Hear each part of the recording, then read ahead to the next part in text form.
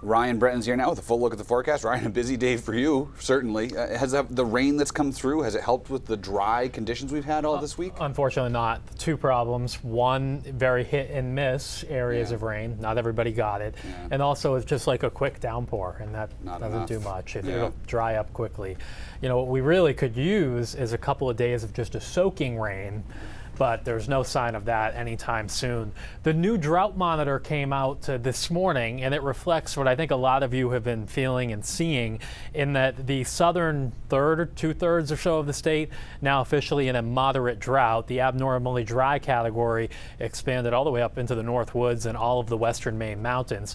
The problem is, even though we had rain leading into the summer, we weren't running a surplus going into the summer. We were right about average rainfall. It's just that we had a lot of clouds and rain that hit on weekends. It seemed rainier to a lot of people than it really was in reality. And now we're running deficits, as we have not seen substantial, long-lasting rain over the last 6 weeks or so. And radar in most of the state right now is dry. A stray shower approaching the northern edge of the mid-coast and Penobscot Bay. But I want to point out a couple of these thunderstorms in down East Maine. There are no longer any severe thunderstorm warnings associated with these storms. But I just got off the phone with the Weather Service in Caribou. There is an unconfirmed report that as this storm went through Calais, there may have been a funnel cloud. No indication that anything touched down, but apparently some firefighters reported that into the Weather Service. Again, unconfirmed. If we get any pictures, we'll pass it along, but that's now moved into New Brunswick. Strongest storm in down East Maine, right south of Route 1 around Millbridge at the moment. You can see when this went into Calais, it was pretty nasty, but now that it's crossed over into New Brunswick, the weather is getting better. We do have some rain that'll go through Perry and Eastport in the next half hour. And there's the thunderstorm that's now mainly south of Route 1, Millbridge and Jonesport, getting into that. Otherwise, there just isn't much out there. Temperatures where we've seen the rain have dropped into the 70s. Elsewhere, we still have some 80s out there. Humidity gets swept away tonight, and the next couple of days are going to be so much more comfortable. Other than a stray shower this evening, there's not much to worry about.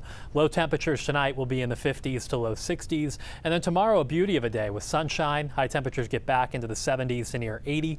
And we do it all again on Saturday. So there are your highs tomorrow, upper 70s to the low 80s. Really nice Friday night with still low humidity. Saturday morning, we'll likely get some 40s even outside of northern Maine very early in the morning.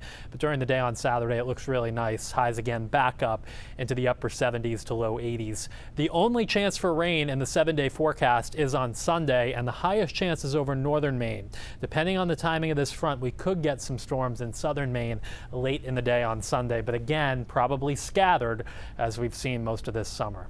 Seas tomorrow 2 to 3 feet with a northeast to easterly wind 10 to 15 knots on the water. So it's a great looking 7-day forecast if you want to get outside and enjoy summer in Maine. But we need rain, and really the only chance in the next 7 days is on Sunday. Early next week looks comfortable, a bit cooler, but not terribly so. It'll be comfy with low humidity. Chris, the only thing we need to watch late next week is where does Tropical Storm Erin go? Right now, it looks like it passes well southeast of us, so rip currents, big waves, probably Wednesday through Friday next week. But no significant storm activity to talk about. As it stands now, I'm not going to write it off completely, but it's a greater than 90% chance it stays far away from us. Sounds good. All right, keep an eye on it. Thanks, Ryan.